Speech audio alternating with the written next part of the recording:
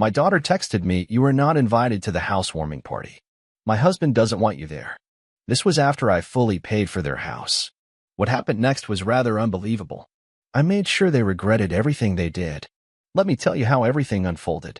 First, let me quickly thank you for your continuous support. This means a lot to us. If you enjoy the stories we share, kindly subscribe to this channel. It will be great if you can leave a comment on which city you are watching from. We might just give you a shout out in our next story. Today's special shout out goes to Jamie Atkins from New Jersey. We are glad you enjoy our stories. Now let's go deeper into the story. People always told me I was too generous with my daughter. "You spoil her," they'd say. But when you've raised a child alone, when you've worked 3 jobs to keep the lights on and their belly full, spoiling them doesn't feel like a crime. It feels like redemption. My name is Janice Hall. I've spent most of my life working in education administration, budgeting not just school programs, but my own pennies, one at a time. Emily was my only child, and after her father left us when she was just 4, I swore I'd give her a life that didn't feel like one long apology. From the moment she was born, I was in motion. Diapers, daycare, late-night lesson plans for extra pay, side gigs tutoring other people's kids just to keep mine in ballet and braces. I never remarried. I told myself it was because I hadn't found the right person, but deep down, I just didn't want to share Emily. She was my world, and I was building hers, brick by brick, dollar by dollar. I paid for her college outright. When she wanted to study abroad for a semester in Florence, I quietly took a second mortgage. She never knew that part. She only saw the plane ticket, the opportunity. And that's what I wanted. When she met David, I had reservations. He was polite enough, handsome in that generic, Instagram-filtered way. But something in his eyes always looked like he was sizing you up. Not mean, just calculating. I tried to ignore it. He was good to her in the beginning, or at least, that's what I chose to see. He sent thank you texts when I paid for their engagement dinner. He smiled through tight teeth during family photos. But after the wedding, things shifted. Suddenly, I was overstepping. Suddenly, Emily wasn't calling back as quickly. Little boundaries started sprouting up like weeds in a garden I thought I had nurtured. The house conversation came 6 months into their marriage. Emily called, voice bubbling with excitement, saying they found a place. A 2-story colonial on the edge of town, fixer-upper, but perfect for starting a family. I smiled through the phone. Of course I would help. I had saved for years, ever since she was a teenager. Not for this specifically, but for whatever she needed to feel secure. I transferred the full down payment without hesitation. And when she told me the mortgage was too high, I paid that too. I didn't want her to struggle like I had. I insisted we go through my lawyer to handle the paperwork. Just a precaution, I said, in case anything happens. She didn't blink. David didn't either. They just signed where the tabs were.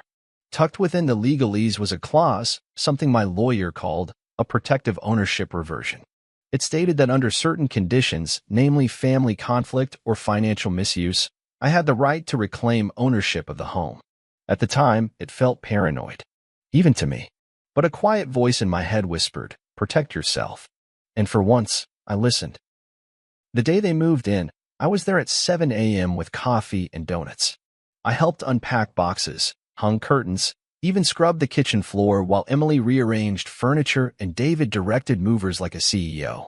I smiled through the aches in my knees, ignoring the way David barely acknowledged me.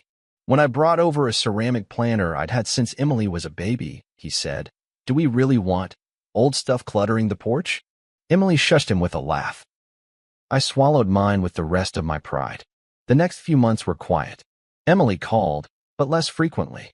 I'd drop off groceries once in a while, or come by when they were out to water the plants. I told myself it was normal.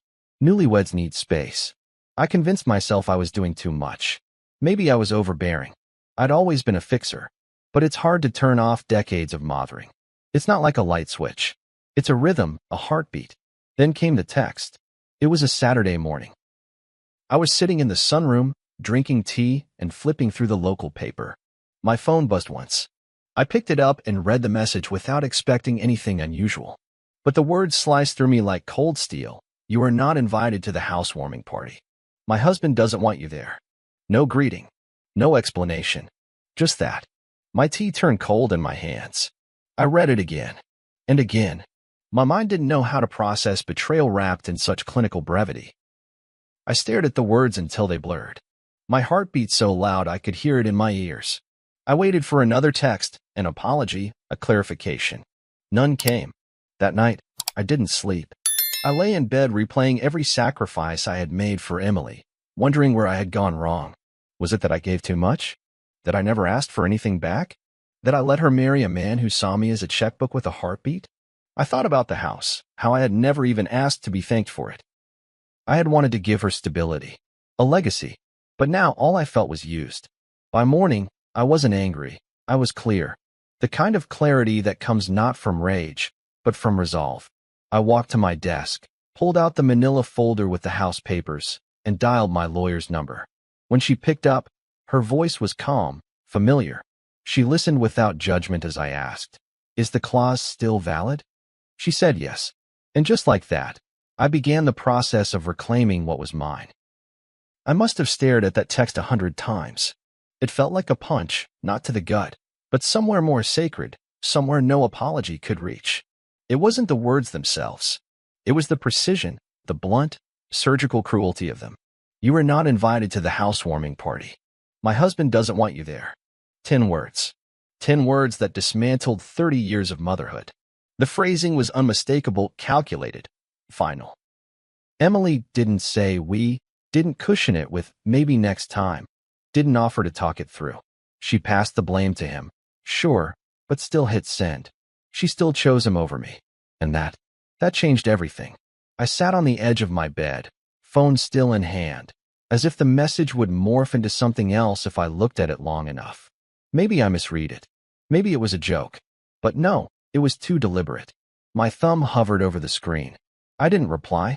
What would I say? Why not? What did I do? Is this really from you? No. If she wanted to explain, she would have. The silence that followed told me everything I needed to know. I wasn't just excluded from a party, I was being phased out of her life. Strategically, quietly, with David at the helm and Emily holding the door. The worst part wasn't even the message itself. It was the memories that rushed in like a tide. I thought about the baby shower I threw her, how I handmade every decoration. I thought about the countless dinners she didn't invite me to once she got married. The birthdays celebrated, just the two of us. And I remembered the first time David rolled his eyes at me across the table, how Emily laughed it off like it was nothing. Like I was nothing. I had buried these moments, convinced myself they weren't worth making a fuss over. But now, stacked together, they told a different story. One where I was the unwanted extra, the family she outgrew. I didn't cry that day. I wish I could say I did, but I was too stunned. Numbness took its place. I spent the next few hours in a fog, moving through my house like a visitor in my own life.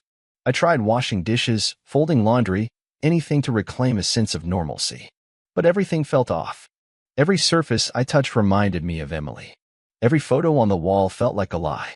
I looked at her graduation picture, cap crooked, smile wide, and I wondered where that girl had gone. I wondered what David had said about me behind closed doors to make her think this was okay.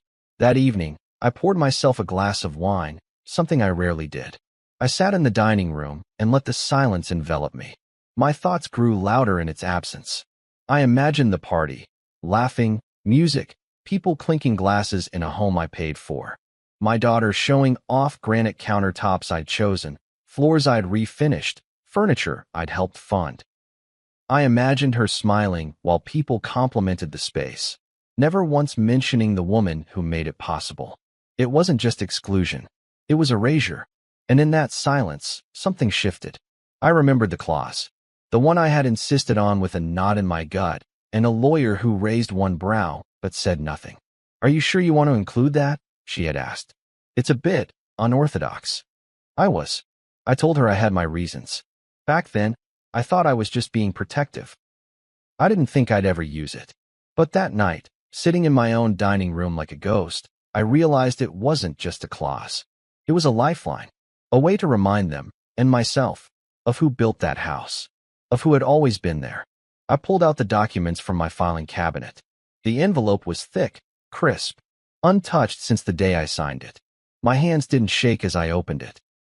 I read every page slowly, highlighting the key section, the one that gave me authority to revert ownership due to moral breach and familial disassociation. Legal jargon, but powerful. I had a copy of the deed, the terms, everything. My lawyer had ensured it. I didn't need to consult anyone. It was already in motion the moment Emily sent that text.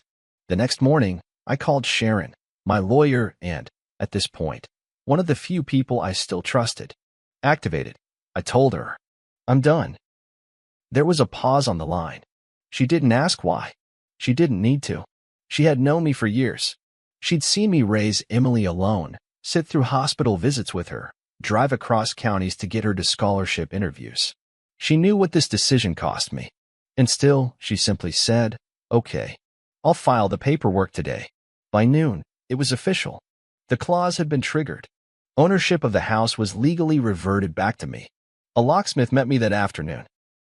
I didn't pack up their things. I didn't touch their personal items.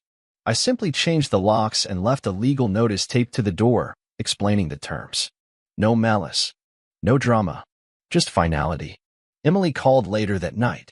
5 missed calls. Then a voicemail. Her voice was panicked, breathless. Mom, what are you doing? Please don't do this. We can talk. I didn't mean what I said. David didn't. He was just upset. Please call me back. I didn't. I lay in bed listening to that message on loop, not because I was considering calling her, but because I wanted to memorize the moment she realized what she'd lost. Not the house. Me. The next day, she came to the house, pounded on the door, cried, begged, but I stayed inside. She had made her choice. I had made mine. And for the first time in years, I felt the weight start to lift. The morning after I changed the locks, I woke to silence. Not the peaceful kind. Not the kind that makes you exhale and feel grateful for stillness. No, this was a charged, tense quiet, like the calm that hovers before a storm shatters the sky. I sat at the kitchen table, my coffee going cold beside me, staring at my phone like it might explode. Emily hadn't called again after the night before. Not yet. But I could feel the tension in the air, like static before a lightning strike. I imagined her waking up, realizing she couldn't get into her house, rereading the legal notice with trembling hands. I wondered what David said when he saw it. I wondered if he cursed my name, or if he finally realized who he'd been dealing with. I didn't feel triumphant. That's what people don't understand. Reclaiming something that should never have been taken isn't a victory, it's a last resort. I had gone to bed exhausted, not from the logistics, but from the heartbreak. The kind that doesn't scream or weep, but settles deep into your bones and makes your limbs heavy. I didn't want revenge. I wanted respect. And when that was too much to ask for, I wanted space, clean, unambiguous space between me and the people who had turned me into a footnote in their lives. By mid-morning, Sharon called to confirm the clause had been officially processed and recorded. Her voice was calm, measured, but I could hear the empathy underneath. You know they might challenge this, she said. Public opinion, if not legal grounds. I told her I wasn't worried about public opinion. I hadn't lived my life for other people's approval, and I wasn't about to start now. She paused for a moment, then added, You're stronger than most. Just make sure you're ready for the fallout. I told her I already lived in it.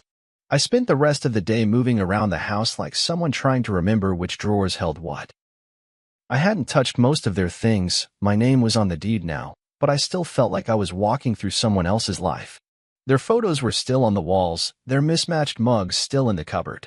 I didn't touch the fridge, where Emily had hung a grocery list in her handwriting, half-formed loops and quick scribbles.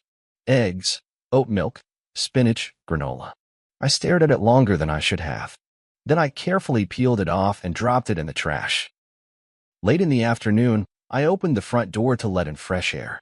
That's when I saw her car parked just down the block. Not in the driveway, not in front of the house, but far enough away to say, I'm here, but I won't come unless you do first. That had always been Emily's way. Silent negotiations. Emotional chess. I stood in the doorway for a full minute before turning back inside. If she wanted to talk, she could walk to the door. She never did. By evening, the text messages began again. This time, they were longer. Emotional. I don't understand why you're doing this. You're punishing me for one mistake. David was upset, and took it out on you. That's not fair, but this isn't either. I read each one with a strange detachment, like they were addressed to someone else. She wanted to talk now. She wanted to clarify, to make things right. But only after her security had been taken, only after the locks were changed and the house, her house, as she called it, was gone. The irony wasn't lost on me. They had called me overbearing, too involved, always inserting herself. But the second I stepped back, no, the second I enforced my boundary, I became cruel, spiteful, unforgiving. I was the villain in a story they had been writing behind my back for months, maybe years. And now that I had rewritten the ending, they were crying foul. I didn't respond to the texts. I needed space, not apologies born of desperation. I needed time to reclaim not just the house, but the parts of myself I had whittled down for their comfort. My motherhood had become a service I kept performing long after the curtain should have closed. I had paid for that house not because I wanted control, but because I believed I was investing in her future. I believed she'd want me in it. But that was the lie. The truth was, I had been funding my own replacement. That night, I walked from room to room, making small but deliberate changes. I removed the throw pillows that spelled "Love Lives Here." I boxed up their framed wedding photo on the mantel. I peeled off the "Home Sweet Home" decal from the wall above the kitchen sink. It came off in thin, jagged strips, resistant, like it didn't want to let go. But I kept pulling, one letter at a time, until all that remained was bare, quiet wall. I found an old album of mine in the back closet. Photos of Emily as a baby, drawings she made in second grade, a crayon card that read, "You're the best mom ever," in crooked handwriting. I sat on the floor and flipped through it, page by page. My throat tightened. It wasn't that she didn't love me anymore. It was that she didn't know how to love me as a whole person, only as a provider, a fixer, someone to smooth out life's wrinkles until she and David didn't need me anymore. And once they didn't need me, they discarded me. They never expected I'd need anything in return. So I sat there, in the home I reclaimed not out of vengeance, but out of clarity, and I made a decision. This wasn't just about property. This was about identity. About a mother who gave everything and finally realized she had nothing left to give. No more begging for access to my daughter's life. No more invitations I'd have to earn. No more pretending I was welcome where I clearly wasn't. I was done. It was 3 days before she showed up in person again. Not with the fury I'd half expected, not with lawyers or threats or some dramatic confrontation. She came alone, hair pulled back in a messy bun, wearing that oversized gray hoodie she used to wear in high school when she was too tired or too overwhelmed to care. The irony didn't escape me that even in adulthood, when her world fell apart, she came wrapped in the same old armor. I saw her through the front window first, just standing there on the porch, hands stuffed in her sleeves like a child asking for mercy. I didn't move right away. I just watched. She knocked, lightly, uncertain. A tentative rhythm, the kind of knock that says, "Please don't be angry." I opened the door, not because I had softened, but because I needed to see her face, to know if she even recognized the gravity of what she'd done. Her eyes were swollen, red, no makeup. Her voice cracked before she said a word. "Mom, can we talk?" I stepped aside. Didn't say yes. Didn't say no. Just let her in. She stood just inside the doorway, glancing around like everything was unfamiliar, as if the house had changed without her. Or maybe it was her who had changed, and now, the walls she once called home were just too honest. She followed me into the living room, where I sat on the edge of the couch, hands clasped. She didn't sit at first. She stood across from me, shifting from foot to foot like her body couldn't find rest. "I didn't mean for it to get this bad," she started. Her voice was quiet, but the words were rehearsed. "David was angry. We were stressed. The party was already a lot, and he felt like you were." She hesitated. "He felt like you were trying to control things again. And instead of talking to you, he just sent the message." I nodded slowly, not in agreement, in acknowledgement. I waited, watching her scramble to rebuild the bridge she'd helped burn. "I didn't even see it before he sent it," she added, more urgently now. "I wouldn't have let him word it like that. I would have, Mom. I didn't know it would hurt you like this." I looked at her, dead in the eyes. "You didn't know it would hurt me?" She flinched. I didn't mean. Of course I knew it would sting, but I didn't think I'd react. I cut in. Didn't think I'd finally stop pretending I was okay being used. Her mouth opened, then closed. She looked down. You always do so much, she said. You just jump in. You take over. And David feels like it's not really our life sometimes. Like you're still in the middle of it all. I let out a dry laugh. You mean I pay for everything, but I'm supposed to stay invisible? No, she said quickly, stepping closer. That's not what I meant. He wanted to do things his way. He wanted to feel like a man, like he had control, and I didn't know how to balance it. You had no problem letting me pay for the house, I said sharply. No problem signing the paperwork. No problem shopping with my money, furnishing rooms I'd never be invited to. But suddenly I'm too involved. She sat then, slowly, on the edge of the coffee table like her legs couldn't hold her up anymore. I made a mistake, she whispered. I should have stood up to him. I should have told him no. You shouldn't have let him speak for us, I said.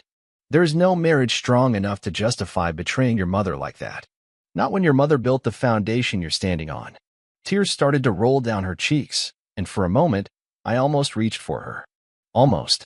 But something held me back. Something stronger than maternal instinct. Self-preservation.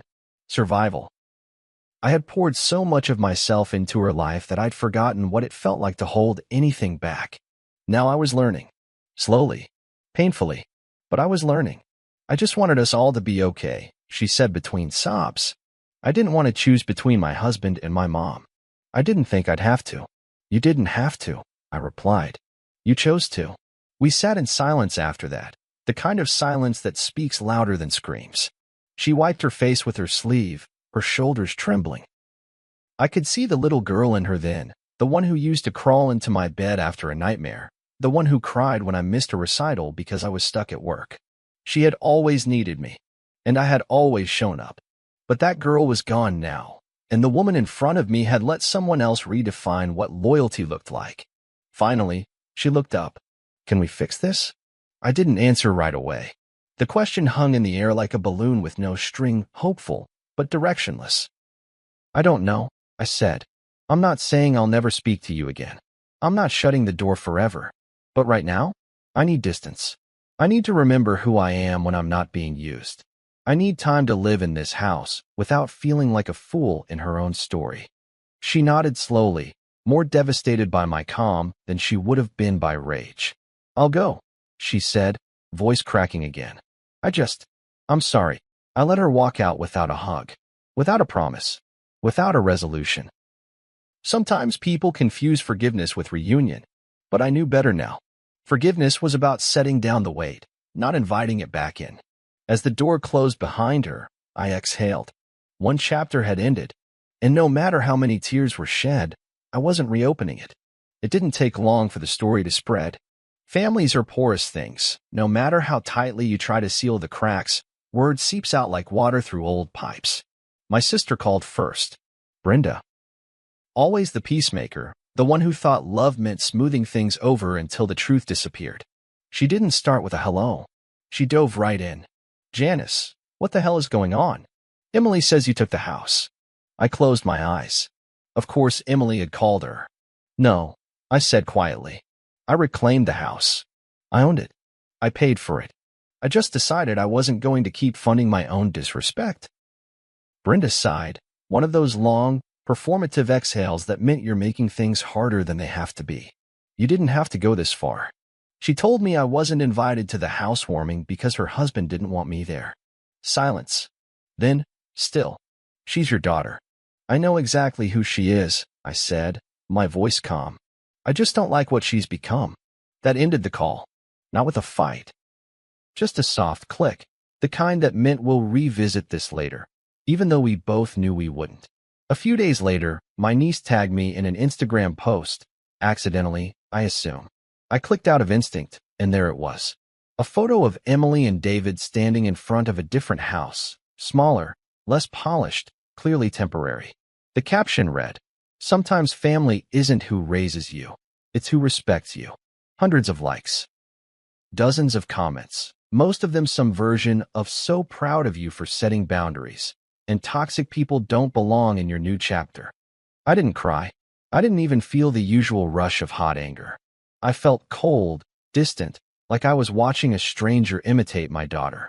I stared at her face in the photo, smiling, makeup perfect, arms wrapped around the man who had slowly, quietly pushed me out of her life. That post wasn't a cry for help. It was a performance. A way to control the narrative. To frame herself as the victim. And me? I was the villain. The overbearing mother who couldn't let go. Let go? I thought. I'd been holding on for her entire life. Holding the weight, the bills, the dreams. I'd held on through tantrums, through breakups, through every self-inflicted mess she begged me to clean. Letting go was the first honest thing I'd done. The backlash wasn't just online. I started getting cold shoulders at church. Mrs. Devlin from choir walked past me without a word. One of the mothers I used to babysit for asked, "Is it true you kicked your daughter out of her own house?" And behind every question, behind every stare, was the same quiet accusation. You're not supposed to do that. Mothers are supposed to forgive. Always. But what no one saw was the years of slow erosion. The birthdays skipped without notice. The holidays where I cooked for two but ate alone. The way David would subtly undermine me in conversation. "Oh, Emily told me you were always a bit overbearing," said with a smirk that dared me to argue. I had swallowed so much for the sake of peace that I no longer recognized the taste of my own dignity. And Emily had let it happen. Again and again. Until one day, she stopped calling me mom and started calling me her. As in, she's just too much sometimes. Or her opinion doesn't count here. And each time she did, I said nothing. Because silence is what mothers are taught to offer in exchange for proximity. But silence had made me invisible. So no, I didn't kick her out. I simply stopped pretending that being a mother meant being a doormat. It wasn't all bad, though. There were a few quiet allies. My neighbor, Mrs. Grant, brought over muffins and said, "Good for you, Janice." Sometimes drawing a line is the only way they learn. And my friend Carla from work emailed, "My son hasn't spoken to me in 3 years. I wish I'd done what you did when I had the chance." Even in solidarity, though, I felt alone. This kind of pain doesn't invite celebration. There's no joy in choosing yourself when it means closing the door on your child. Just necessity. Just survival. One evening, I stood in what used to be Emily's bedroom. The bed was stripped bare, the closet empty except for a broken hanger. I don't know why I went in there. Maybe to remind myself of the full arc. How once I had sat on that very bed reading Goodnight Moon to a toddler who couldn't fall asleep without hearing my voice. How the same room now echoed with nothing but dust and memory. I stood there a long time, just breathing, letting it all wash over me. I wasn't grieving the house or the lost connection. I was grieving the illusion that if I just loved hard enough, they'd never leave. Love doesn't guarantee loyalty. That's the hard truth. And loyalty isn't owed where love is weaponized. Later that night, I received one final message from Emily. No apology this time. No tears. Just, "I hope you're happy. You've ruined everything." And I finally responded, "No, Emily. You ruined everything when you stopped seeing me as a person. I'm not your villain. I'm just finally choosing peace over proximity." I hit send and blocked her number. Not out of anger. Out of clarity. Out of the need to breathe. And for the first time in decades, the air around me felt clean. It's strange, the way peace arrives not like fireworks or fanfare, but like a slow sunrise through fog. It doesn't announce itself. It just begins to feel less heavy to wake up in the morning. It becomes a little easier to exhale. It took weeks, maybe months, but eventually the sharp edges of everything softened. The anger dulled. The ache muted. What remained was something quieter, something sturdier, resolve. My house, once a monument to sacrifice and betrayal, began to feel like mine again. Room by room, I reclaimed it, not just legally, but spiritually. I painted the walls. I bought a new couch in a deep navy blue, the kind I'd always wanted but never bought because it clashed with Emily's aesthetic. I filled the space with books, with soft rugs and thrifted lamps, with the smell of lemon candles. For the first time in decades, my home reflected me. Not what she wanted. Not what he dictated. Me. People still talk, of course. Whispers have long tails in small towns. Some say I was cruel. Others say I was brave. Most just say they don't understand. And that's fine. I'm not interested in being understood by those who think motherhood is a lifetime sentence of martyrdom. I lived that role for far too long. Always bending, always breaking, always apologizing just to keep a seat at the table. But here's the truth they don't want to hear.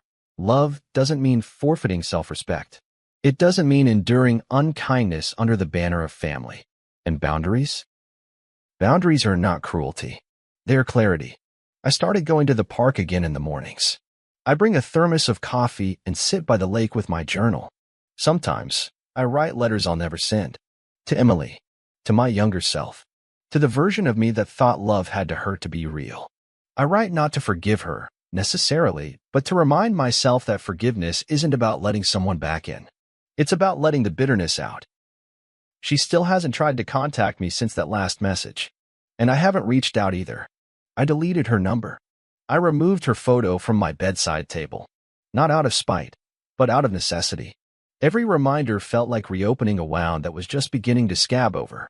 One Saturday afternoon, while I was weeding the garden, Brenda pulled up in her silver Honda.